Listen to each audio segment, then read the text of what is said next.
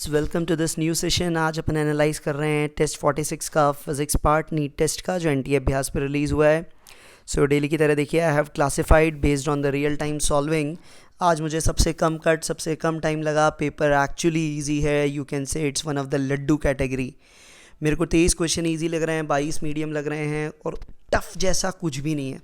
हाँ देखिए, कुछ क्वेश्चन ज़रूर लेंदी हैं, जैसे 23, 24, 36, ये क्वेश्चंस में कैलकुलेशन टाइम टेकिंग है, but I won't say tough. Calculative है बट फीलिंग आ जाती है क्या करना है, बच्चा घबराएगा नहीं। तो घबराने डराने वाले क्वेश्चन बहुत रेयर हैं इसमें। और एक क्वेश्चन 11th का आंसर इन्होंने गलत दिया है, कन्वेंशन गलत लेके आंसर दिया हुआ है। आई एम श्योर 11th में अपन ने जो किया वो सही है, इनका आंसर गलत है। तो ओवरऑल ये पेपर बिल्कुल ईजी फोड़ने वाला पेपर है। तो यहाँ देखिए, आज मैं आपके एक्सपेक्टेशन ज़्यादा बोलूँगा। आज गुड स्कोर मेरे लिए 145 प्लस ही होगा, और वेरी गुड स्कोर तो आज 160 प्लस, 165 प्लस बोल दूँ। आज का पेपर ऐसा है कि आप ढंग से फिजिक्स पढ़ के चले हो तो 170 भी फोड़ सकते हो, 180 भी फोड़ सकते हो। तो पेपर ऐसा ही था।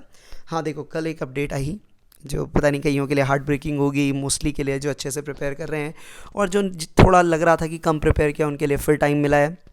ऑलमोस्ट अब 69 डेज़ आपके पास हैं। तो कैसे इनको प्रिपेयर करना है, we will be coming up with strategy videos also. मैं भी सोच रहा हूँ कुछ प्रैक्टिकल पॉइंट्स आपके साथ शेयर करूँगा।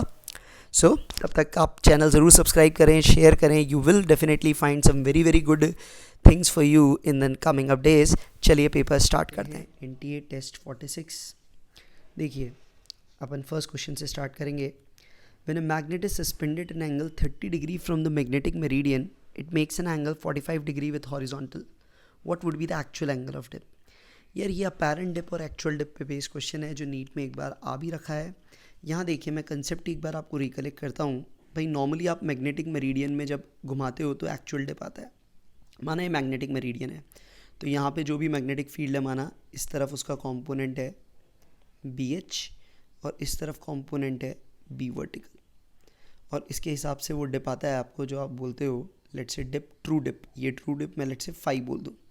सो ट्रू डिप 5 क्या होती है, 10 फाई की वैल्यू होती है B vertical upon B horizontal. This is called true dip. अब यहाँ क्या किया है, जब मैग्नेट को सस्पेंड किया तो मैग्नेटिक मेरिडियन की जगह इससे 30 डिग्री वाली प्लेन में हो गई। तो 30 डिग्री वाली प्लेन ऐसे मान लें, मैं थोड़ा पीछे वाला ये ऐसे दिखा दूँ। तो अब 30 डिग्री होने के कारण लेट्स से एंगल थीटा है। तो अब ये जो प्लेन है ये भी वर्टिकल है, इसमें BV तो वही रहेगा, तो BV dash is will be equal to BV। But इसका जो हॉरिजॉन्टल में ये जो पूरी प्लेन होगी टॉप पे, ये पूरी हॉरिजॉन्टल प्लेन हो गई, तो इस हॉरिजॉन्टल में जो इसका कंपोनेंट आएगा वो BH की जगह आएगा BH डैश, और ये BH डैश BH का इधर कंपोनेंट होगा। तो इस डायग्राम से आप देखोगे BH डैश की वैल्यू हो जाएगी BH cos theta. BV dash की वैल्यू वही रहेगी क्योंकि वर्टिकल उसी में इनक्लोज्ड है। तो यहाँ से जो नया डिप उस प्लेन में आएगा, क्योंकि उधर जो नेट B आएगी उस प्लेन के अंदर, उसके हिसाब से जो अपेरेंट डिप 10 फाई डैश होगा, क्या होगा वो BV dash upon BH dash. BV dash की जगह BV लिखा, BH डैश की जगह BH cos थीटा लिखा। So that would be true dip upon cos theta. तो ये फॉर्मूला आप याद रखिए। ये हो गई अपेरेंट डिप, ये लिख देता हूँ मैं इसको, this is the apparent dip and that was the true dip. तो यहाँ पे आपको क्या गिवन है, it makes an angle 45 with the horizontal, this is given. तो ट्रू डिप आपको निकालनी है। तो ट्रू डिप क्या होगी, true dip 10 phi dash. 10 phi dash कितना होगा, 10 45, that is 1 into cos of 30। Cos of 30 आपको पता है क्या होता है, √3/2। इसका मतलब ट्रू डिप क्या होगी, 10 इनवर्स √3/2।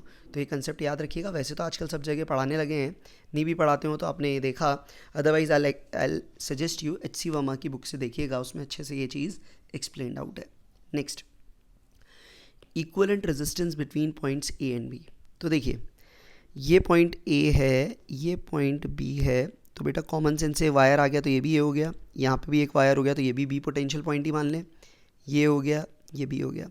तो भाई ये AB के बीच में, ये भी AB के बीच में, ये भी AB के बीच में, ये भी A और B के बीच में, ये भी A और B के बीच में, ये भी A और B के बीच में। इसका मतलब 6 के 6 रजिस्टर डायरेक्ट A और B के बीच में ही हैं, सारे A और B सेम पॉइंट्स के बीच में। इसका मतलब they are in parallel. Directly आप बोलोगे R इक्विवेलेंट इज R/6, ख़त्म कहानी। चलिए, एक आप एक्सपेरिमेंट करने निकले हो जहाँ पे आप इंटरनल रेजिस्टेंस निकाल रहे हो सेल का बाय पोटेंशियोमीटर। करते ही हो भाई, एक्सपेरिमेंट भी करते हो आप। आपने देखा 2 मीटर लेंथ आई जब शंट फोर्स से किया। शंट करने का मतलब बेटा वो एक रेजिस्टेंस पैरेलल में उधर सेकेंडरी सेल के लगा दिया। और 3 मीटर जब 8 ओम पे आता है तो एक इंटरनल रेजिस्टेंस क्या होता है। देखो जब भी शंट करते हैं तो मेजर क्या होता है, E की जगह होता है E इंटू R, जो शंट किया है अपॉन R+R, यही होता है। ये वैल्यू मेजर होती है। तो पहले केस में देखिए 4 times E upon 4 plus R that is equal to x into 2 metre, x मान लिया पोटेंशियल ग्रेडियंट। नेक्स्ट केस में हो गया 8e upon 8 plus R equal to x into 3 metres. Directly divide करें तो क्या आ जाएगा बेटा, ई और ई गया। अच्छा, इंटरनल रेजिस्टेंस ही चाहिए था, बहुत खुशी की बात है। तो ये 4/8 ऐसे लिख लूँ और उधर आ जाएगा 8 प्लस आर और इधर आ जाएगा 4 प्लस आर। ठीक है बेटा, तो ये हुआ आपका। यहाँ से अब आपकी ये क्या वैल्यू निकल के आएगी, ये वैल्यू जो अब आपकी निकल के यहाँ पे आ रही है कितनी होगी, ये 2/3।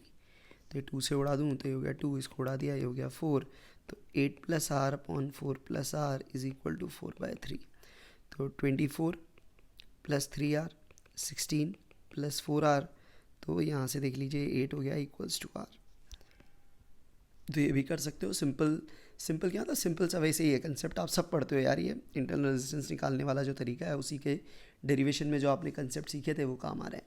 अगला, flux link with at any instant T is given by coil के साथ ये रही। तो ई एम एफ क्या होगा भैया, फेराडे को याद कर लो। ई इंड्यूस क्या होगा, माइनस d∅dt, एन तो 1 दे रखा है, तो माइनस d/dt ऑफ 5 क्या है 10t² minus 50t sorry plus 250।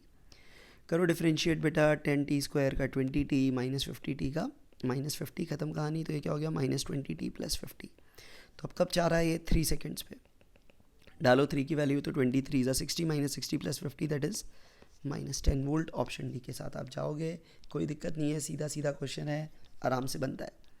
अगला, एक इलेक्ट्रॉन को चला दिया लाइन ए बी पे, कांस्टेंट वेलोसिटी v है, सेम प्लेन में है लूप के, what will be the direction of the current induced in the loop. तो देखो कोई भी चार्ज मूव कर रहा है तो वो v क्रॉस जो भी आप मैग्नेटिक फील्ड के डायरेक्शन निकालोगे तो फील्ड यहाँ पे आएगी। ठीक है, डेफिनेटली फील्ड आएगी। जब ये पास आ रहा होगा तो फील्ड इंक्रीज़ होगी, जब दूर जा रहा होगा तो फील्ड डिक्रीज़ होगी। तो एक बार इंक्रीज़ एक बार डिक्रीज़, इसका मतलब जो करंट का डायरेक्शन होगा डेफिनेटली चेंज होगा जब अप्रोच कर रहा है और जब रिसीड कर रहा है। तो डायरेक्ट आप ये कर सकते हो, थ्योरेटिकल क्वेश्चन है, बन जाएगा। अगला, 8 चार्जेस हैं, सबकी वैल्यू q है, रिंग के रेडियस r है, ओरिजिन सेंटर है, minus q charge, mass m is projected from infinity towards the centre with speed v, the velocity of minus q when it reaches the centre of the ring. Simple potential का question है भाई। ये 8 charge है ना, ring मान लो effectively एक ring हो गई जिसका चार्ज हो गया 8q। तो भाई इन्फिनिटी पे पोटेंशियल क्या था 0, सेंटर पे पोटेंशियल आपको पता है क्या होगा kq/r that is k into 8q/r। ये हो गया। अब सिंपल सा एनर्जी कंजर्वेशन लगाएं, सिस्टम में कोई एक्सटर्नल फोर्स नहीं है तो k i प्लस यू आई इस k final plus you final. तो इनिशियल स्पीड कितनी थी, half mv², initial potential g0, final speed क्या होगी ढूंढ रहे हैं v final square, plus final potential क्या होगा माइनस q v कर दें तो q, क्योंकि माइनस q है, v लिख दिया आपने 8q kq/r। तो यहाँ से क्या आएगा बेटा, half mv final square is equal to half mv² plus k 8q²/r। ये आ गया बेटा। तो अब क्या करूँ मैं, तो यहाँ से v फाइनल की वैल्यू निकाल लूँगा। तो v फाइनल की वैल्यू यहाँ से क्या आ जाएगी, v² आ गई, ठीक है, प्लस ये हाफ एम गया और वहाँ ये 2/m हो जाएगा, तो 16 kq²/mr। देख लीजिए ऑप्शन डी आ रहा है। तो अगेन टफ क्वेश्चन नहीं है, बेसिकली कर सकते हो यार, क्वेश्चन बना के अच्छा दिया है but you can do it easily. Next, condenser है 10 माइक्रोफेरेड का, 100 वोल्ट तक चार्ज कर दिया, कनेक्ट कर दिया अनचार्ज कंडेंसर से पैरेलल में, common potential becomes 40 the capacitance of another condenser. तो भैया अब आराम से आपको पता है फाइनल वोल्टेज क्या होता है CVV1, तो 10 × 100 प्लस जो भी होगा C2, उसका तो पोटेंशियल 0 था upon 10 plus C2। Simple formula लगाया तो ये क्या आ रहा है बेटा, ऊपर आ जाएगा 40 का ही उड़ा दूँ तो ये 4 हो गया, ये 100 रह गया upon 10 plus C2, 40 plus 4 C2 बराबर 100। तो C2 की वैल्यू 60/4 15 माइक्रोफेरेड आएगी, ख़त्म कहानी। ये भी सीधा सीधा रीवायरिंग का क्वेश्चन है, आराम से आप करते हो, खूब पढ़ते हो, बोर्ड में भी डेरिवेशन करते हो, तो नहीं करने का सवाल ही नहीं होता। अगला देखें, मैग्नेटिक फील्ड है आपकी कहाँ पे +z में, और पोटेंशियल डिफरेंस अप्लाई किया है across an ionise gas chamber placed in the XY plane. कर दो साहब। Magnetic force on positive ions towards, अब देख लो भैया मूव किधर कर रहा है, कौन किधर मूव कर रहा है भैया, यहाँ देखो ये इस तरह से लगाया आपने पोटेंशियल, तो करंट यूँ जाएगा, तो पॉजिटिव आयंस तो आपके इधर मूव करेंगे, तो पॉजिटिव आयंस इधर हैं, v क्रॉस भी करिए तो आपकी तरफ आ रहा है, आपकी तरफ कौन सा डायरेक्शन है यहाँ पे, y है क्या है यार, एक सेकंड कहाँ दे रखा है अपने को, z उधर है, एक मिनट, ये पॉजिटिव x है, ये अगर पॉजिटिव x है, z ऊपर है, तो y तो अंदर की तरफ होगा, तो ये तो आपकी तरफ आ रहा है, तो -y हो गया। तो magnetic force on positive ions would be along positive y axis, तो गलत हो गया। मैग्नेटिक फोर्स ऑन इलेक्ट्रॉन्स आपसे पूछा गया है, तो इलेक्ट्रॉन किधर जाएगा भाई, इलेक्ट्रॉन इधर जाएगा, इलेक्ट्रॉन इधर जाएगा, तो v क्रॉस भी अगर मैं करूँगा तो वो बाहर उस पॉजिटिव y में आ रहा है, बट क्योंकि ये नेगेटिव चार्ज है तो इस पर भी फोर्स बाहर की तरफ ही लगेगा। इसका अंदर दोनों पे आपकी तरफ, मतलब दोनों पे नेगेटिव y में लगेगा, तो ये दोनों ही स्टेटमेंट फर्जी हैं। तो ऑप्शन क्या आएगा, दोनों के दोनों फर्जी हैं, बोथ 1 and 2 आर रॉन्ग। बढ़िया question. Next, uniform magnetic field एक रीजन में है, equilateral triangle of side A, the magnetic field is perpendicular to the plane. Charge Q enters into this field perpendicularly with speed v along perpendicular bisector of one side and comes out along the perpendicular bisector of another side. The magnetic induction is, अरे यार ये देखो, पहले feeling ले लो, ऐसे आया और अब ये ऐसे गया, यूँ गया परपेंडिकुलर, इसका मतलब ये हो गया, ये आर्क हो गई कितनी, 60 डिग्री की, 60 डिग्री की आर्क हो गई। इसका मतलब यहाँ पे 60 डिग्री से बेंडिंग हुई है, और ये लेंथ आप सब समझदार हो कितना है, a/2, ये इसका इफेक्टिवली यहाँ पे अपन देखें तो ये रेडियस हो गया, क्योंकि परपेंडिकुलर हो गया v और r, तो से रेडियस आ गई, रेडियस के नाम पे हो गया a/2, एंगल घूमा 60 डिग्री, तो 60 डिग्री एंगल घूमा, रेडियस ये है, रेडियस की वैल्यू आपको हमेशा पता है क्या होती है, mv/qb। पूछा क्या है, b की वैल्यू क्या आ गई, 2mv/qa। तो थोड़ा सा दिमाग लगाओ, क्वेश्चन फिर कहूँगा अच्छा क्वेश्चन है, प्यार से पूछा गया है। चलिए, the star which appears blue, नीला, नीला का मतलब क्या होता है भैया, मैं वापस से याद दिला दूँ, विबग्योर, ठीक है। तो अब जो अपना सन होता है, सन की जो पीक वेवलेंथ होती है वो स्लाइटली ग्रीनिश येलो होती है, इस रीजन में कहीं होता है। अब ये जो स्टार है जो ब्लू दिख रहा है, डेफिनेटली इसकी जो लैम्डा मिनिमम है वो डिक्रीज़ हुई है, तो वीन्स लॉ से आपको पता है लैम्डा मिनिमम डिक्रीज़ हुई है, तो इसका टेम्परेचर ज़्यादा होगा, definitely it is going to be hotter than the sun. तो इन जनरल भी मैं बताऊँ, जो ब्लूइश अपीयरेंस होती है, ब्लूइश अपीयरेंस वाले का टेम्परेचर जो एस्टिमेटेड होता है दैट इज़ अराउंड 25,000 केल्विन, जबकि अपना सन येलोइश दिखता है और उसका टेम्परेचर होता है लगभग 6,000 केल्विन। तो आप डिफरेंस देख सकते हैं। चलिए next, the PV diagram of a system जो आपको दे रखा है यहाँ पे, देखिए क्या दे रखा है, undergoing a thermodynamic cycle, undergoing a thermodynamic transformation is shown, the work done on the system in going from ABC is 50 joule and 20 calorie heat is given to the system, the change in internal energy is। तो यार ये तो आपके लिए मतलब लड्डू ही है, सीधा सीधा लिखना है, delta U is Q minus W, Q कितनी दी है 20 कैलोरी, 20 का मतलब हो गया 4.2 कर लूँ अभी सस्ते में, minus W work done on the system है, तो माइनस माइनस की जगह उल्टा वो work done on the system की जगह है, तो +50 और यहाँ पे हो जाएगा, ठीक है। Work done on the system है, सही बात है, 20 कैलोरी हीट इज़ गिवन, तो यहाँ से आपकी वैल्यू आ जाएगी 20 × 4.2 कितना हो गया ये 84 + 50, so that is equal to 134 joules. तो मैं 134 जूल्स के साथ जाऊँगा, जबकि यहाँ आपके जो मुझे आंसर यहाँ पे दिया हुआ दिख रहा है वो थोड़ा अलग दिया हुआ है। अब अलग दिया है, क्यों दिया है आई डोंट नो, अब इसका कोई इलाज नहीं है, ठीक है। तो यहाँ पे क्लियर कट लिखा है work done by the system, नहीं ऑन द सिस्टम है, तो मैं उसे नेगेटिव ही लूँगा, तो ये -50 तो ये +50 हो गया, so I will go for 134 joule.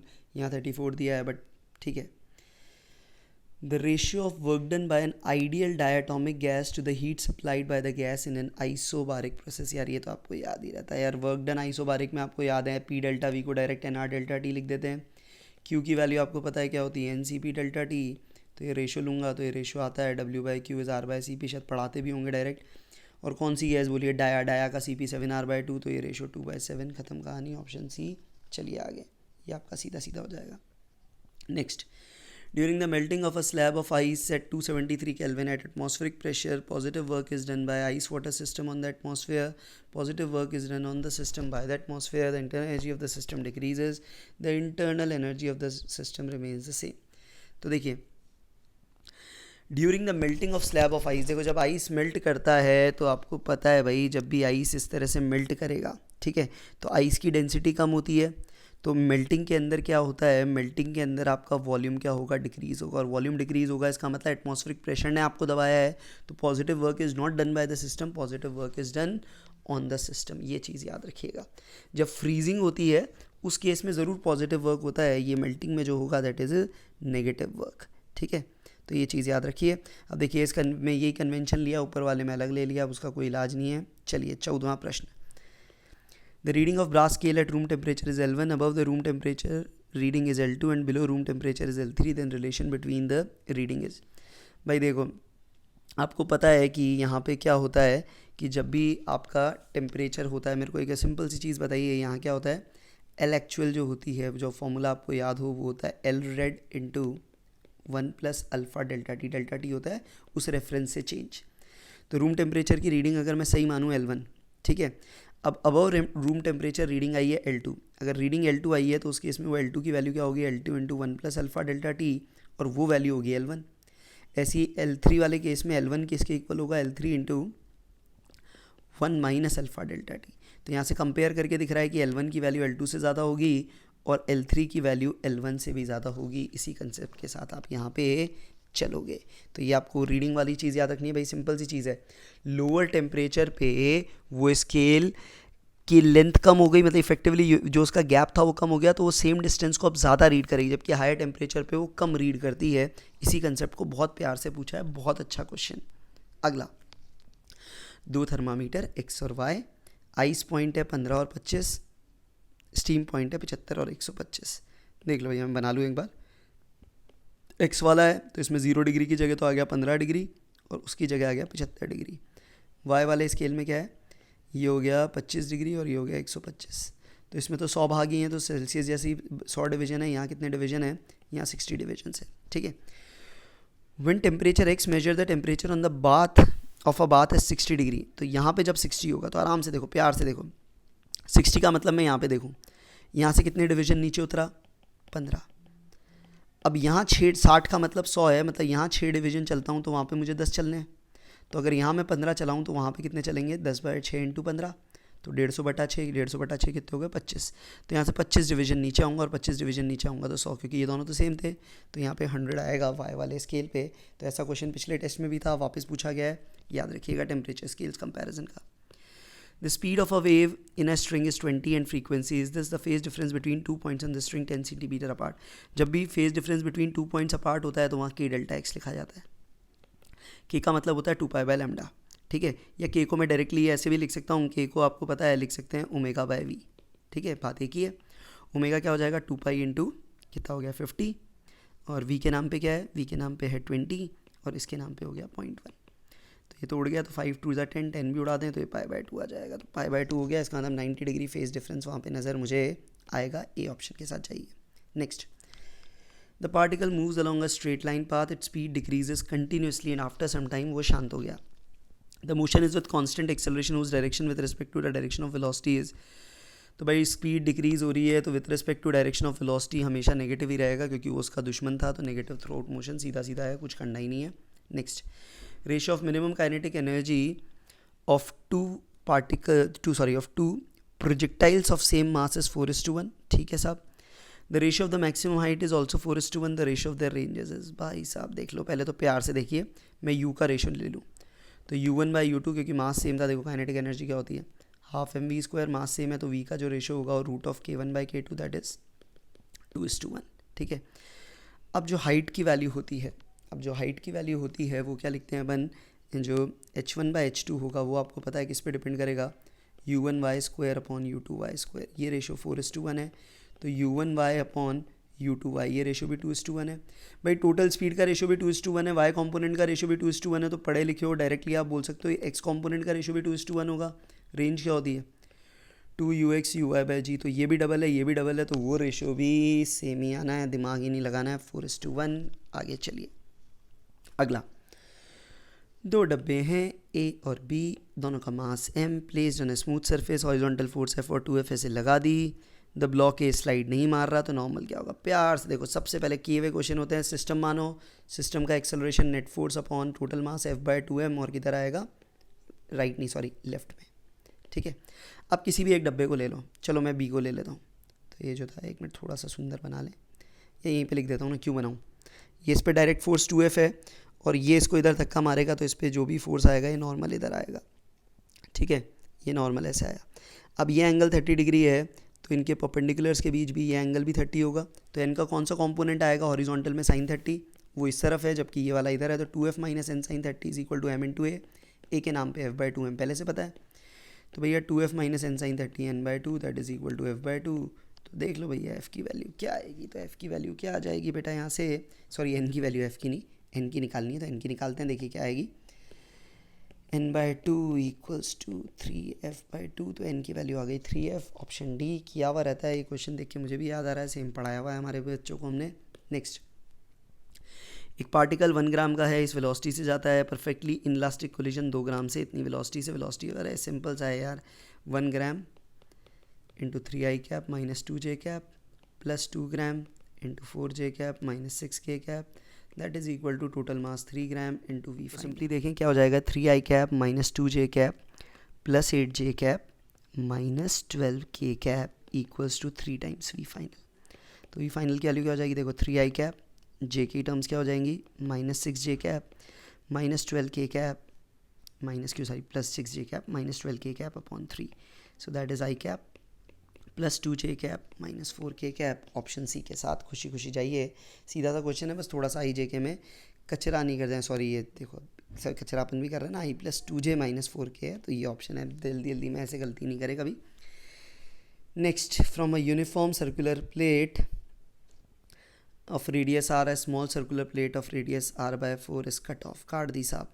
Who is the center of the complete plate and what distance from who does the new CM lies? तो भाई आपको याद है सबसे पहले कंबाइंड CM पता है, इसका CM ये हो जाएगा, इसका कोऑर्डिनेट मैं लिखूँ r/4 है, तो यहाँ से हो गया 3r/4, x coordinate, y coordinate तो जीरो आना ही है, एक्स कोऑर्डिनेट ही निकालना है, तो आपके लिए इफेक्टिवली ये हो गया, ये कंबाइंड CM है, ये दूसरे का C2 आ गया जिसको अपन क्या बोलते हैं, that is equal to 3r/4, तो माना बची हुई प्लेट का CM ये रहा C1 और ये कंबाइंड CMC हो गया।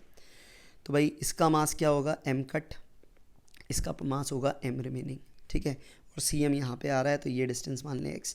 तो लॉजिकली आपको पता है CM का डिस्टेंस मास इसके इन्वर्स होता है, तो डायरेक्टली मैं क्या बोल सकता हूँ, m remaining upon m cut, वो इन्वर्स रेशो होगा, that is equal to 3r/4 upon x। तो x की वैल्यू क्या हो जाएगी, 3r/4 into mass of the cut region upon mass of the remaining plates region, और ये मास का रेशो यूनिफॉर्म प्लेट है तो एरिया के रेशो में होगा, तो कट को भी भरा हुआ मानते तो उसका मास कितना होता, उसका मास होता पाई इंटू r/4 का होल स्क्वायर, एरिया होता है, एरिया के रेशो में लिखें, और उसका हो जाता पाई r² माइनस पाई r/4 का होल स्क्वायर।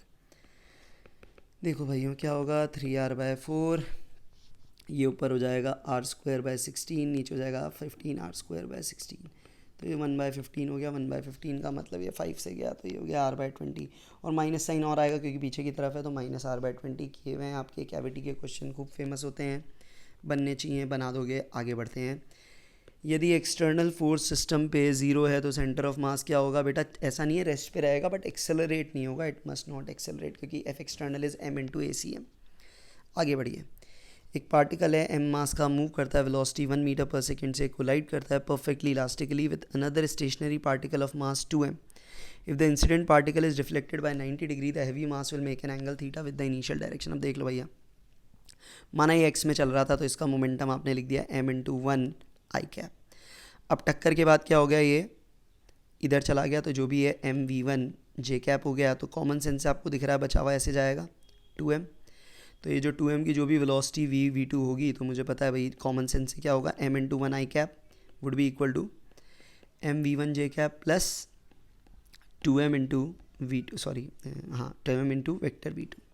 तो वेक्टर v2 की वैल्यू यहाँ से क्या आ रही है, 1 i cap minus 1 v1 j cap by 2, ये वैल्यू देखने को मिलेगी। इतना मुझे समझ आ रहा है। अब क्या करना है भैया, अब आपको पता है कि भाई मोमेंटम भी कंजर्व करना है, सॉरी काइनेटिक एनर्जी भी कंजर्व करनी है, मतलब कंजर्व क्या मतलब सेम रहती है, so half m into 1 square that is equal to half m into क्या लिखेंगे इसको, v1 का square plus half 2m into v2 का स्क्वायर। ये कहानी मेरे पास यहाँ से आ गई, तो यहाँ से मेरे पास कहानी जो निकल के आ रही है, देखिए क्या निकल के आ रही है मेरे पास कहानी, इसको सिंप्लीफाई कर लूँ तो क्या होगा, ये m m m 2 2 2 गया, तो 1 square is v1 square plus 2v2 square. ये एक और चीज़ आ गई मेरे पास। ऊपर से देखो, ऊपर से भी मेरे को एक चीज़ आ रही है, इसको मैं 2 को उधर ही ले जाता तो लिखता 4v2 square is equal to 1 square plus v1 square. ये भी मेरे पास कहानी है। तो अब इन दोनों कहानियों से देख लीजिए, दोनों कहानियों से अगर मैं वैल्यू निकालने की कोशिश करूँ, तो लेट्स से इन दोनों को ही सब्ट्रैक्ट कर दूँ, तो थोड़ा इसको और अच्छे से लिख लेता हूँ। इसको मैं ऐसे लिखूँ, जैसे ऊपर वाली इक्वेशन तो सही थी, नीचे वाली इक्वेशन को मैं ऐसे लिख दूँ, v1 square minus 4v2 square equal to -1। तो अब इन दोनों को सब्ट्रैक्ट करूँ तो 1 और -1 2 हो जाएगा, और ये 2 और 6 6 V2 स्क्वायर हो जाएगा। तो V2 की वैल्यू आ रही है √1/3। तो V2 की वैल्यू √1/3 आ रही है। तो यहाँ से अब मैं V2 की जगह V1 निकालता तो ज़्यादा बेटर रहता। कोई बात नहीं, जो निकाल ली वो निकाल ली। तो ऊपर वाली इक्वेशन से देखिए V1 square plus 2V2 square, 2V2 square का मतलब हो जाएगा 2 × 1/3 इज इक्वल टू 1। सो V1 स्क्वायर की वैल्यू आएगी 1/3 या V1 आएगा 1/√3। तो अब ये क्या हो गया बेटा, आई cap minus 1/√3 j cap by 2। तो 1 - 1/√3, तो एंगल आपको दिख ही रहा है यार, ये 1/√3 कॉम्पोनेंट वाई वाला है। तो टेन थीटा 1/√3 वाले का मतलब में आ गया, मतलब 30 डिग्री वो हॉरिजॉन्टल से या इनिशियल डायरेक्शन से होगा, आप कर सकते हो। ठीक है, अच्छा क्वेश्चन है, आगे बढ़िए। स्टोन जाता है massless string of length 15 metre से प्रोजेक्ट किया हॉरिजॉन्टली विद स्पीड √47 मीटर पर second, then the speed of the projectile at the point where tension in the string equals the weight of the string particle. आप देखो भाई, ये string से hang करा दो, यहाँ पे कुछ स्पीड दी, क्या पूछा गया, जब टेंशन किसके इक्वल होगी, tension in the string equals the weight of the particle. तो टेंशन अगर वेट के इक्वल है, देखो कभी भी ऐसे में देखो ये जाते हैं इधर की तरफ, कोई भी पॉइंट होगा तो ये टी लगेगा और इधर लगता है mg का एक कंपोनेंट आएगा। ये mg पूरा मानो तो इसका एक कंपोनेंट इधर लगेगा जिसको बोलोगे आप mg cos थीटा। तो t - mg cos theta is mv²/r type कहानी होती है। तो इक्वेशन लिख दूँ मैं, t - mg cos theta is equal to mv²/l, और v स्क्वायर की वैल्यू क्या होती है, वो लिखोगे u² - 2gh, और gh की वैल्यू होगी l 1 - cos थीटा, ठीक है, अपॉन l, ये आएगा। सो that is t - mg cos theta, ये इक्वेशन मेरे पास आती है। अब t की वैल्यू mg कर दी तो mg हो गया, तो mm तो उड़ा दूँ मैं, तो क्या आ जाएगा g - g cos theta is equal to u² - 2gl 1 - cos theta upon l। तो l इधर ही लगा दूँ, ठीक है। तो भैया अब क्या हो जाएगा, यहाँ से u² की वैल्यू भी गिवन है, तो एक बार आराम से देखो l की वैल्यू भी गिवन है, तो 15 × 10 150 cos थीटा, u² 147, gl 150 था तो ये हो गया 300, और ये हो जाएगा प्लस 300 cos थीटा। तो ये देखो 450 cos थीटा हो गया उधर, और इधर क्या हो जाएगा, 150 में 300 जुड़े 450, 450 में से 147 गए तो ये हो गया 303। तो cos थीटा की वैल्यू क्या आ रही है, 303/450। तो थीटा निकाल लिया। अच्छा, स्पीड पूछी थी आपसे यार, तो स्पीड, चलिए स्पीड भी निकाल लेते हैं भैया। स्पीड क्या होगी, स्पीड की वैल्यू अब आपको u² 147 - 2gl 300 1 - cos थीटा की जगह 303/450। तो हो गया 147 - 300, ये क्या आएगा भैया 147/450, ये उड़ा ये उड़ा, ये हो गया 3, हो गया 2, तो 147 कॉमन ले लें इंटू 1/3। 147 इंटू 1/3 का रूट आएगा बेटा, ये भी ध्यान रखना लास्ट में ना, होशियारी नहीं मार लें। तो ये हो गया आपका 49, तो रूट लोगे तो 7 मीटर पर सेकेंड। बढ़िया क्वेश्चन है, कैलकुलेशन करा रहा है, हो सकता है शायद आप मेरे से बेटर कर लें, बट मैंने जो भी किया उसके हिसाब से मैंने सॉल्व किया है। नेक्स्ट, सैटेलाइट है, एस है, इलिप्टिकल ऑर्बिट में है, धरती के अराउंड है, मास ऑफ सैटेलाइट बहुत छोटा है, वही मान के चलते हैं। तो acceleration of S is always directed towards the centre of the earth, ये तो भगवान ने बोला ही है, हमेशा होता है, फोर्स उधर ही लगता है, ख़त्म करो यहीं पे कहानी। एंगुलर मोमेंटम कांस्टेंट रहता है, तो डायरेक्शन और मैग्नीट्यूड को कुछ भी चेंज नहीं होगा। टोटल मैकेनिकल एनर्जी कांस्टेंट रहती है, लीनियर मोमेंटम बदलता रहता है। 26वां, particle is projected with velocity k times v in vertically upward direction with ground into the space, then the maximum height from the center of the earth which it can go। यार ये वापस से repeat हुआ है, ये जो पहले मैंने सॉल्व किया था आपके एक टेस्ट में वैसे ही है, बिल्कुल उसी तरह से आपको करना है। मन कर रहा है कर देता हूँ वापस से। देखो इनिशियल पोटेंशियल एनर्जी जब धरती पे है तो -gmm/r plus half m into k times k square v की वैल्यू हो जाएगी 2gm/r, यही होगा। And that would be equal to, जब भी हाईएस्ट पॉइंट होगा तो -gmm, सेंटर से ही बोला है तो डायरेक्ट उसको h ही लिख दूँ, r + h लिखने की ज़रूरत ही नहीं है, h ही लिख दिया।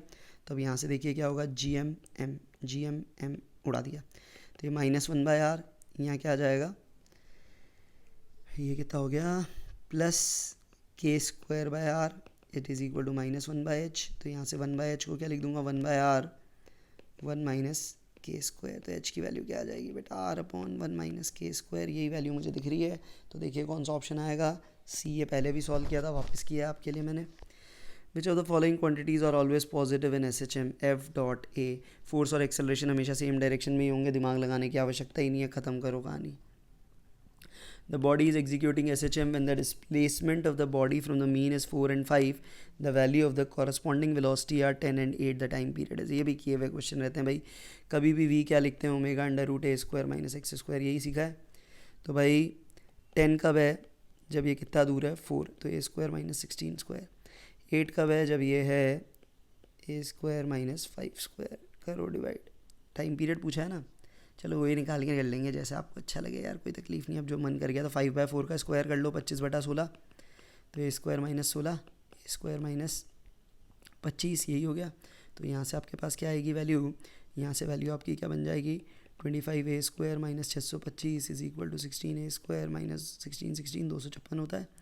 तो यहाँ से आ गया 9 ए स्क्वायर, 625 में से 256 उड़ा दो यार, 5 6 9, 11 में से 5 गए 6, 5 में से 2 गए 3, तो ए स्क्वायर की वैल्यू 369/9, ये हो गया 41. तो ए की वैल्यू आ रही है √41. ठीक है. तो अब वी की वैल्यू कितनी थी, 10 सेंटीमीटर, तो 10 × 10⁻². ओमेगा जो भी होगा ढूंढेंगे, ए स्क्वायर माइनस एक्स स्क्वायर, तो ए का स्क्वायर 41, एक्स स्क्वायर का वैल्यू हो गया कितना था यहाँ पे, ये वैल्यू थी 16 स्क्वायर, और ये वापस 10⁻⁴ होगा, तो बाहर आएगा तो 10⁻² हो गया, कैंसिल हो गया, ख़त्म. So 10 is equal to omega into √41 में से 16 गए, कितने बच रहे हैं भाइयों देख लो, 25. तो ओमेगा की वैल्यू कितनी आ गई 2. तो टाइम पीरियड क्या होगा 1 सेकेंड, 2π/ω सॉरी, तो 2π/2 that is equal to pi second time period होगा. तो अगेन थोड़ी मेहनत करा रहा है बट कर सकोगे, समझदार हो. चलिए कंसिडर द इक्वेशन. कौन सी है भाई, pressure is this P1 minus in an elevator accelerating upward. In an elevator accelerating upward दूसरी चेंज हो जाएगी, क्योंकि यहाँ वो जी की जगह जी इफेक्टिव आएगा, तो पहली तो वैलिड रहेगी, दूसरी वैलिड नहीं रहेगी. चलिए नेक्स्ट. पानी की बूंद 8 बूंदों में टूट गई. Pressure difference between the inner and outer side of the big drop will be. तो भाइयों क्या होता है, मुझे सिंपल सा पता है, वो जो प्रेशर डिफरेंस होता है क्या होता है, वो 2s/r. अब 8 में 2b है, तो पहले रेडियस r थी, तो 8 में 2b है, तो वो आपको डायरेक्ट पता है r/2 हो जाएगा. मतलब अगर रेडियस आधी हो गई तो प्रेशर डिफरेंस डबल हो जाएगा, तो स्मॉलर ड्रॉपलेट में डबल होगा तो लार्जर में उसका आधा होगा.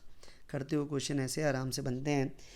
mi of a body depends upon, हाँ भाई किस पे डिपेंड करती है, मास पे करती है, बट ओनली नहीं, एंगुलर वेलोसिटी करती ही नहीं है भाई साहब. Distribution of particles only, mass and distribution of particles about the axis. तो समझदार हो, ऑप्शन डी लड्डू क्वेश्चन. आगे बढ़िए. 2 चित्र हैं, सिचुएशन बताते हैं. Before and after collision of 2 spheres equal radii, mass equal नहीं बोला, इक्वल रेडियाई बोला है, moving along the same straight line on a smooth horizontal surface, coefficient of restitution E is. भाई पहले कितनी रफ्तार से पास आ रहे थे 6, तो ई टाइम 6 होगी. सेपरेशन स्पीड कितनी है 5 और 2 3, पढ़े लिखे हो, ई इज़ हाफ. ये भी लड्डू है यार, अगर आपको थोड़ा भी आता है तो ये तो बनता ही है, तो मतलब मज़े दे रहे हैं आपको. Alpha particle passing through potential difference V collides with the nucleus, the atomic number is Z, then the distance of closest approach will be. भाई हाँ, तो ये आपको पता ही है, डिस्टेंस ऑफ क्लोजेस्ट अप्रोच का लॉजिक आपको पता है. जो भी इनिशियल एनर्जी थी कितनी हो जाएगी अल्फा की, चार्ज है उस पर 2e, V पोटेंशियल है, फाइनली सारी पोटेंशियल एनर्जी हो जाएगी k, इस पे चार्ज हो गया 2e, और न्यूक्लियस का चार्ज होगा +ZE अपॉन जो भी है R मिनिमम. तो R मिनिमम की वैल्यू यहाँ से क्या आ रही है बेटा, 2e से 2e गया, तो ये क्या आ जाएगा k ZE/V. अब k Z/V है, k की वैल्यू होती है 9 × 10 की पावर 9, और ये होता है 1.6 × 10 की पावर -19. तो 9 × 1.6 हो जाना 14.4 × 10 की पावर -10 Z/V मीटर्स. तो देख लो भैया, अच्छा क्वेश्चन है, बढ़िया स्टाइल में बना के दिया है. Option A. वैसे भी यार है ना, जो वैल्यू थी जिस ऑर्डर की होती है उससे भी आप दिमाग लगा सकते हो, बट ठीक है, किया तो किया. विच of the following series fall in the visible region. अरे यार मजे ले रहे हो यार. हाइड्रोजन में क्या किसका नाम था भैया, बालमर के नाम से ही सारी कहानी थी, वही आती है उसकी पहली 3 लाइनें. ठीक है, वैल्यू भी याद होंगी आपको. Next, activity of the sample of radioactive material A1 at T1, A2 at T2, T2 greater than TV, mean life T है. तो विच ऑफ द फॉलोइंग, तो भाइयों A1 किसके इक्वल होगा, क्या लिखते थे अपन, एक्टिविटी λn होता है, तो that is equal to λn1. n1 को क्या लिखोगे, एक्टिविटी को ऐसे ही लिख दो ना यार, क्यों दिमाग लगा रहे हो. एक्टिविटी को डायरेक्ट लिखोगे, A1 is A0 e to the power minus lambda T1, A2 is A0 e to the power minus lambda T2. क्या आ जाएगा बेटा, A1/A2 is e to the power minus lambda T1 upon e to the power minus lambda T2, यही आएगा. तो अब यहाँ से देखें, मैं इसको डायरेक्टली ऐसे लिख दूँ, इधर उधर ले जाऊँगा तो हो जाएगा e⁻λ T2 - T1 इधर हो जाएगा, सॉरी e⁻, इसको ही लिख देते ना, ये इसको लिख देता हूँ e⁻λ T2 - T1, यही हो गया e⁻λ T2 - T1। दोनों का लॉग ले लें तो दोनों का लॉग ले लेंगे, या ऐसे भी देख लो ना, ये आई गया ना यार। a1 की वैल्यू क्या आ रही है, a1 की वैल्यू आ रही है a2 e⁻λ T2 - T1, ये आएगा। तो a1 की वैल्यू ये आ गई आपके पास, ठीक है। तो यहाँ से आप देख लो कौन सा ऑप्शन बैठ रहा है भाई, कौन सा बैठ रहा है। और अच्छा, मीन लाइफ आपको पता है क्या होती है यार, 1/t होगा लैम्डा, तो T2 - T1 अपॉन कितना लिखा हुआ है t। अब देखो भैया कौन सा ऑप्शन आ रहा है, तो इन्होंने उल्टा करके दिया है तो इसका ये दे दिया, उल्टा वैसे लिखोगे ये आ जाएगा, तो ऑप्शन सी आएगा। एक ही बात है, टाइम ज़्यादा लगा दिया अपन ने और जल्दी होना चाहिए था। चलिए अगला, radiation emitted when electron jumps from 3 to 2 in hydrogen atom falls on a metal to produce photo electron.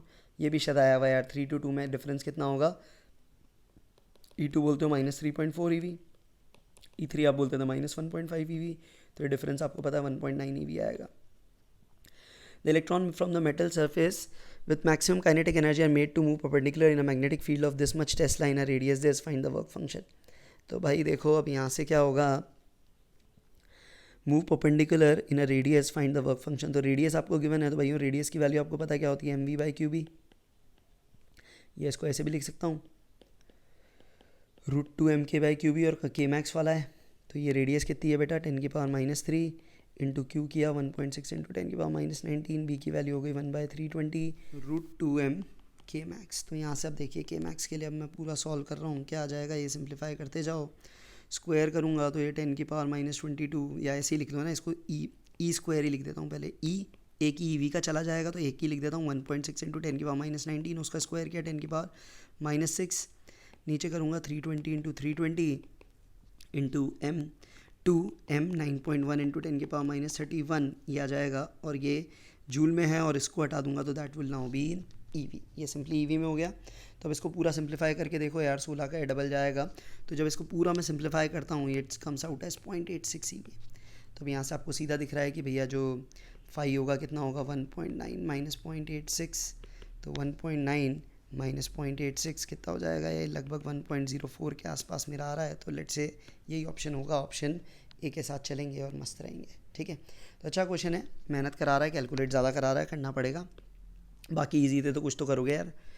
Photon energy h nu incident की है फोटोसेंसिटिव मटेरियल h nu0 के, then the kinetic energy of all emitted electrons is, ये भी पहले question आ गया भाई, सबकी नहीं होती, के मैक्स की होती है, केवल फास्टेस्ट की होती है वो, और किसी की नहीं होती, बाकी अपन देख सकेंगे। और h nu0 तो किसी की भी नहीं होती, वो जो आप E-5 बोलते हो दैट इज़ ऑफ द के मैक्स, बाकी की उससे कम होती है। तो एनर्जी ऑफ इलेक्ट्रॉन जो होती है, या उसको ऐसे लिखूँ मैं, kinetic energy of electron it ranges from के मैक्स टू 0। तो स्लोएस्ट की 0 बोलते हैं और फास्टेस्ट की के मैक्स बोलते हैं। हाँ भाई अगला, अब ये सेमीकंडक्टर्स की तरफ गाड़ी चला रहा है। इनपुट वेव फॉर्म है ए और बी का चित्रानुसार, कहाँ गया चित्र, ये रहा। Applied to the combination of gate as shown in figure 2, which of the following 1 to 4 correctly represents the output waveform। देख लेते हैं भैया क्या किया भाई, अच्छा इस गेट पे लगाया है, तो भाई ये क्या है, अभी देख लेते हैं कौन सा गेट है। पहले तो ये हो गया आपका ए बार, और ये क्या लग गया आपका, और गेट में बूलियन पे जाता ही नहीं हूँ मैं, सो कॉमन सेंस से चलता हूँ। लेट से 0 0, तो ये हो गया 1 1 1 1 पे आएगा 1, तो 0 0 पे 1 आना चाहिए, तो 0 0 ये पॉइंट है, यहाँ पे 1 आना चाहिए, तो पहला फिगर तो यही स्वाहा हो गया, दूसरा सही है, तीसरा भी सही है, चौथा भी देखते हैं। फिर क्या लिखेंगे इसको, 0 0 की जगह 0 1 लिखो तो 1 0 1 0 पे भी 1 आएगा। तो भैया ये तो और गेट से नहीं, सॉरी क्या 1 0 है, तो 1 0 पे 0 1 पे भी 1 आ रहा है, ऐसे ही 1 0 पे भी 1 आएगा, और 1 1 करके देखूँ तो 1 1 करूँगा तो यहाँ 0 0 मतलब 0 आएगा। तो केवल 1 1 पे 0 आएगा, बाकी सब पे 1 आएगा। तो 1 1 1 1 पे 0 आना चाहिए, तो 1 1 पे 0 किस में आ रहा था, इसमें नहीं आ रहा, इसमें आ रहा है, 4 में भी आ रहा है। ये थोड़ा फिगर की स्केलिंग चेंज हो गई है, ध्यान रखिएगा। वापस 1 1 यहाँ पे है, तो यहाँ पे भी 0 आएगा, बस 2 जगह 0 आना चाहिए। तो ये मेरे को फिगर 3 सबसे अप्रोप्रिएट दिख रहा है, जो मेरी सारी जो कि गणनाएं हैं उन गणनाओं को सही जा रहा है। तो फिगर 3 ये आपके लिए देखने को मिलेगा, ठीक है। तो ट्रुथ टेबल समझ आ गई इसकी, कि केवल 1 1 पे 0 आएगा, बाकी सारे कॉम्बिनेशन पे 1 आएगा, इतना दिमाग लगा लीजिएगा। Next, to get an output 1 from the circuit shown in the figure the input must be, हाँ भाई यहाँ पे 1 चाहिए। ये कौन सा गेट दिखता है भैया सबसे पहले? एंड गेट तो सी तो 1 होगा, दुनिया में कुछ भी कर लो। और ऊपर 1 आना चाहिए, और गेट है तो ए और बी में से कोई भी एक 1 हो, तो सी 1 का एक ही ऑप्शन है। ख़त्म करो कहानी, लड्डू क्वेश्चन। चलिए 2 लॉजिक गेट के क्वेश्चन हो गए। For a transistor alpha is 0.9 beta, क्या होता है यार? घूटा लगा लगा के थक गए हो। 0.9 upon 1 minus 0.9 that is equal to 0.9 upon 0.1, तो हो गया 9, ख़त्म। कितना हो गया? D for dog 9। Next, common emitter, फिर transistor amplifier as a current gain beta 50 हो गया, लोड रेजिस्टेंस 4 हो गया, इनपुट रेजिस्टेंस 500 हो गया, तो वोल्टेज गेन क्या होगा? तो भाई ये वोल्टेज गेन यही होता है beta R out upon R input, इस तरह से भी बोलते हो आप। तो वोल्टेज गेन क्या होगा? नेगेटिव साइन को मैंने भूल गया, अभी कोई मतलब नहीं है। आर आउटपुट कितना है? 4 किलो ओम, 4 × 10⁻³ और ये है 500, ये उड़ा, ये हुआ 10, एक उड़ा दिया 400, ख़त्म कहानी, ऑप्शन सी। तो ट्रांजिस्टर से क्या डरना जब इतना है लड्डू प्रश्न। Next, 90 degree corner is made from a transparent optical material with a refractive index such that A can not see B when he is standing behind the corner, minimum value of refractive indexes. तो यहाँ देखो यार, ये question आप लोग करते हो ऐसे, मतलब इस तरह का एग्जैक्ट नहीं बट लॉजिकली किए हुए होंगे। माना ये बी है, तो भाई ए से कोई भी रे ऐसे आई, ठीक है। अब थोड़ा अच्छे से बना लूँ, या ज़्यादा नीचे बना दिया, वो आएगी नहीं वहाँ तक। पहले ए से ही रे बनाना शुरू करते हैं इज्जत से। देखो ये स्लैब अच्छे से बनाया, मैं इतना ही बनाऊँ। यहाँ पे कोई रे आई, मैंने बोला भाई कितने एंगल पे आई, ये इधर डिविएट हुई आर, और यहाँ ये गिरी थीटा। अब ये बी नहीं दिखे, इसका मतलब theta should be greater than theta C, तो लिमिटिंग केस में थीटा की मिनिमम वैल्यू होगी थीटा सी। तो ये देखिए एक चीज़ मुझे पता है, आर प्लस थीटा की वैल्यू कॉमन सेंस से 90 डिग्री है, तो थीटा जब मिनिमम होगा तो आर मैक्सिमम होगा, तो आर मैक्सिमम हो जाएगा 90 माइनस थीटा सी। ये एक डेंसर मीडियम, सॉरी ये एक रेयरर मीडियम है और ये एक डेंसर मीडियम है। तुम आई को कितना भी बढ़ाओ, 0 से 90 डिग्री तक बढ़ाओगे तो यहाँ ये जो वैल्यू आर की है वो 0 से थीटा सी ही बढ़ेगी। तो आर की मैक्स वैल्यू कॉमन सेंस से आई की 0 से 90 वैल्यू थीटा सी होगी। सो थीटा सी लिमिटिंग केस में कर ले 90 माइनस थीटा सी हो गया, तो यहाँ से थीटा सी की वैल्यू आ गई 45 डिग्री। अब उसके हिसाब से देख लो यार, साइन थीटा सी क्या होता है? 1/n, तो 1/√2 इज़ 1/n, तो n की वैल्यू √2 से तो ज़्यादा होनी चाहिए, मिनिमम वैल्यू √2 होगी, उसके बिना सेट नहीं होगा, ये याद रखिए। ये क्वेश्चन करते हैं अपन दूसरे वेज में, कहीं ना कहीं आपने किए होंगे ज़रूर। अगला प्रश्न, अरे यार ये तो डिस्पर्सिव और उससे रिलेटेड आ गया। क्राउन ग्लास प्रिज्म है, refractive angle 6 degree, use for deviation without dispersion with a flint glass of angle of prism alpha. For crown glass mu R mu V given है, फ्लिंट ग्लास के लिए given है, तो alpha क्या होगा? भी यार ये आपका है ना पढ़ा हुआ होना चाहिए, नहीं पढ़ा हुआ है तो मैं कुछ भी नहीं कर पाऊंगा। डिस्पर्जन अपन बोलते हैं mu V minus mu R, ये स्प्रेड होता है इनटू जो भी एंगल है प्रिज्म का, ए बोल दिया, ठीक है। तो यहाँ दोनों के ऑपोजिट होंगे और एक दूसरे को नरिलेट करेंगे। So mu v 1 minus mu r 1 into a 1 magnitude में किसके इक्वल होना चाहिए? Mu v 2 minus mu r 2 into a 2। देखो एवरेज डिविएशन देखा जाता है मिड वाले से, येलो से या इनके एवरेज से, और ये डिस्पर्जन इससे देखा जाता है, तो यहाँ डिस्पर्जन नहीं होना चाहिए। तो भैया क्या हो जाएगा? 1.523 minus 1.513 that is 0.010 into 6 degree. इधर क्या आ गया भैया? 6 4 5 6 6 5, तो 0.020 हो गया इंटू A2, ये डबल है तो A2 दिख रहा है 3 डिग्री है यार, कॉल करके सीधे सीधे। अब ये आपको आता है तो ईजी है, और नहीं आता है तो फिर मैं कुछ नहीं कर सकता बेटा, तो पढ़ लीजिएगा ये भी। Unpolarise beam I naught incident की है, pair of Nicol prism make an angle 60 degree. तो भैया अनपोलराइज तो पहली वाली I0/2 हो गई, फिर cos स्क्वायर 60 का फैक्टर लग गया, cos स्क्वायर 60 मतलब 1/4, तो ये हो गया I0/8। यार ये तो क्या है, इससे ईजी क्या पूछेगा यार कोई आपसे। चलिए, slit of width is illuminated by सफ़ेद लाइट, फर्स्ट मिनिमा रेड के लिए ये है 30 डिग्री पे है, द व्हेन ए इज, तो भैया सीधे सीधे आपको पता है a sine theta equal to lambda, तो ए की वैल्यू क्या हो जाएगी? Lambda by sine theta. Lambda के नाम पे हो गया 6500 इंटू 10⁻−10, साइन थीटा के नाम पे साइन 31/2, तो ये हो गया 13,500 इंटू 10⁻−10, तो ये क्या आ गया? 13 इंटू 10⁻−7 मीटर। अब देख लो यार क्या आ गया, तो एक ही दिख रहा है 13 की लाइन में, वैसे भी यूनिट भी देखोगे 1.3 micrometre. So this was today's paper, thanks for watching, keep sharing. देखिए एग्ज़ाम शिफ्ट हुआ है, आपकी एनर्जी डाउन नहीं होनी चाहिए, पेपर्स करते रहें, डेली ना भी करें तो हफ्ते के 2 से 3 NTA के पेपर ज़रूर करें, दैट इज़ माई एडवाइस। बाकी स्ट्रेटेजी वीडियोस के लिए I am planning, I am thinking कि कैसे ये 68-69 डेज़ का जो टाइम है आपका, how you can make most of it. I will be coming up shortly with some interesting strategy that is going to be practical, not going to be a theoretical one, that's for sure. Thanks for watching, keep sharing.